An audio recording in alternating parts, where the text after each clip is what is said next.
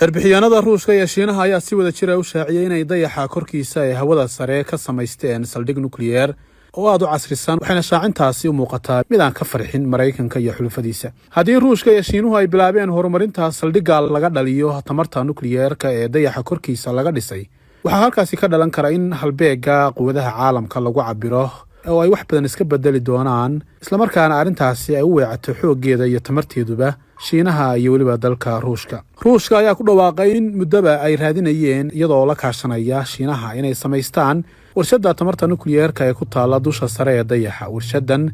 ayaana sida qorshuhu yahay la dhammaystiri doonaa sanadaha inta u dhaxaysa 2033 ilaa 2035, wuxuuna Ruushku intaasi ku daray in hadafka mashruucan uu yahay in la bixiyo adeeg tamar oo ku filan dayaxa si loo daboolo baahiyaha ka jira goobaha qaar ee adeegga tamarta korontada ay gaarsiisan tahay. Arrintan ayaa timid maalmo yar kadib markii uu Maraykanku eedeymo culus dusha u saaray dowladda Ruushka taasoo ku saabsan inay samaysanayso hubka nukliyeerka ee hawada sare kaasoo awood u leh haddii la adeegsado inuu burburiyo shabakadaha dayax-gacmeedka ee reer galbeedka. Bishii la soo dhaafay wargeyska New York Times ee ka soo baxa Maraykanka ayaa mas'uuliyiin dowladda ah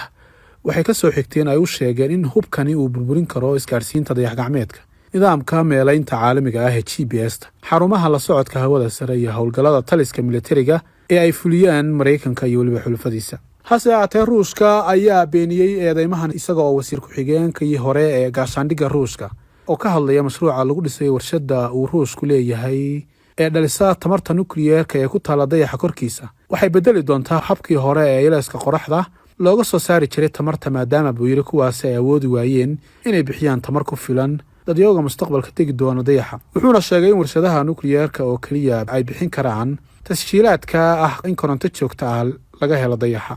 Wuxuuna intaas ku daray in dalkiisu uu haatan raadinayo inuu hawada ka dhiso warshad weyn oo dayax-gacmeedka ah oo ku shaqaysa tamarta nukliyeerka, balse wuxuu weli ka arinsanayaa sidii uu qaboojin lahaa ama uu kaydin lahaa tamartaas baaxadda badan ee ka dhalanaysa nukliyeerka. Dhismaha weyn wuxuu kaloo awood u yeelan doonaa inuu Borisov sheegay inay gudbiyaan shixnadaha waaweyn ee tamarta, waxay kaloo qaban doonaan inay qashinka ka soo ururiyaan hawada sare iyagoo dhinaca kalena ka qayb qaadan doona howlgallo kale oo badan. Haddaba intaasi marka laga soo gudbo mashruuca saldhigga caalamiga ah ee cilmi baarista dayaxa ee magaciisa loo soo gaabiyo ILRS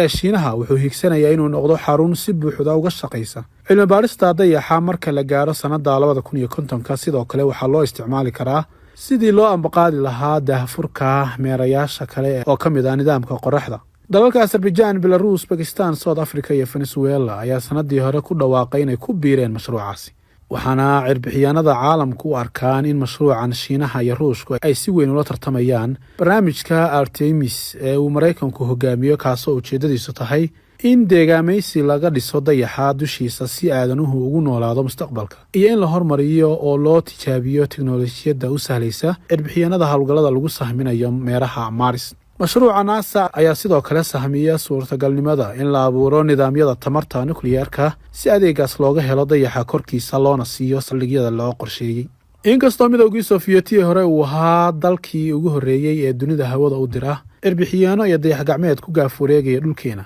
haddana barnaamijka hawada sare ee Ruushka ayaa waxaa ragaadiyey isku dayo fashilmay oo ay ugu dambeysay dayax-gacmeedkii noociisu ahaa Luna 25 ee hawada sare ku burburay sanadkii hore isaga oo u sii jeeda dayaxa. Waxayna tani dhabarjab weyn ku noqotay hamigii Ruushka, maadaama tani ay ahayd markii ugu horreysay ee dowladda Ruushku ay qorshayso in dayax-gacmeed ay hawada u dirto si ay ugu degto dayaxa muddo nus qarni ku dhow kadib. Wakaaladda hawada sare ee Ruushka ee Roscosmos iyo maamulka hawada sare ee Shiinaha oo midkoona aan cirbixiyeen u joogin dayaxa korkiisa ayaa dhacdooyin badan oo kala duwan u soo maray marka ay timaado sahminta dayaxa. Si kastaba ahaatee, Shiinaha ayaa ugu dambeyntii gaadhay dayaxa korkiisa, wuxuuna howlgallo ka bilaabay halkaasi oo soo socday tan iyo sanadkii 2013, xilligaasi oo 3 dayax-gacmeed iyo 1 gaari oo nooca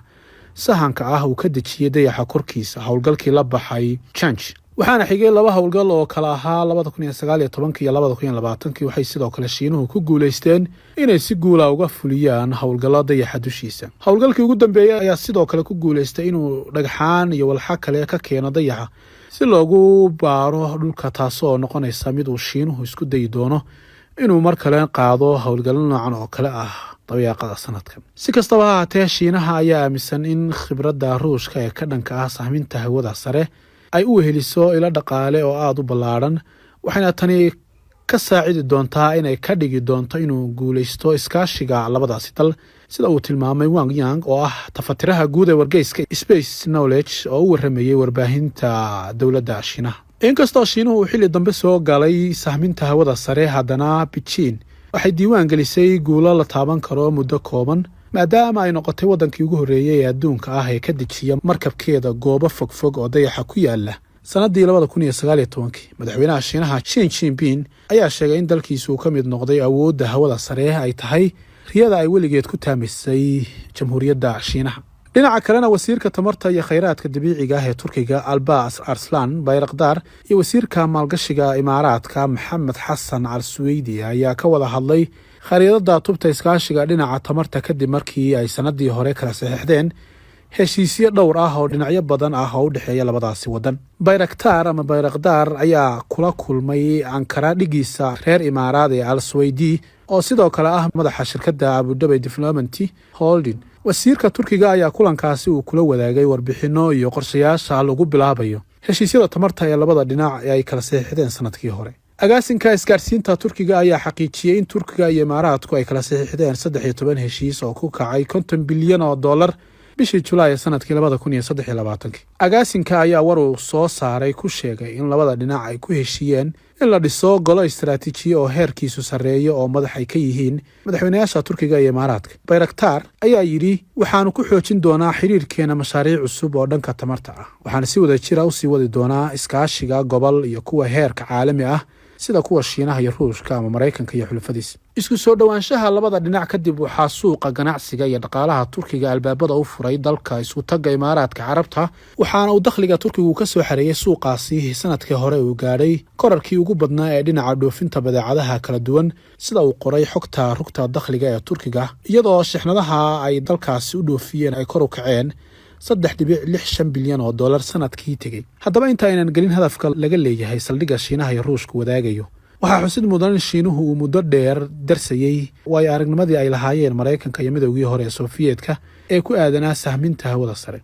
wuxuuna ugu dambeyntii daraasadihiisa ku soo gabagabeeyey heshiiska uu Shiinuhu saxiixay ay ku saabsanaa samaynta xarun ama saldhig hawada sare ah oo dayaxa dushiisa ah oo wada jira. waxaana intaa kadib ay dejisay qorshe ballaaran oo u gaar ah, taasoo ay ku gaadhay guulo waaweyn oo ay ugu horreysa inay hawada sare u dirtay cirbixiyeenadii ugu horreeyey ee u dhashay dalkeeda, waxaana u dheer in hawada sare ay ku yeesheen saldhig, iyadoo haatan u dhow inay sahano kala duwan u dirto hawada sare. waxaana intaasi u dheer inay samaysay 3 garoon diyaaradeed oo loogu howlgalo hawada sare, halka garoonkii afaraad uu haatan ay bilowday dhismihiisa. Shiinuhu wuxuu hadda samaynayaa dayax gacmeed cusub oo nooca jiilka cusub ah, kaasoo wata magaca Mango. wuxuu kaloo qorsheynayaa inuu qayb dheeraad ah u diro xaruntiisa hawada sare oo uu ku jiro teleskoobka hawada sare. ilaa hadda waxa ay ku guulaysatay 5 howlgal oo dayax gacmeedka ah.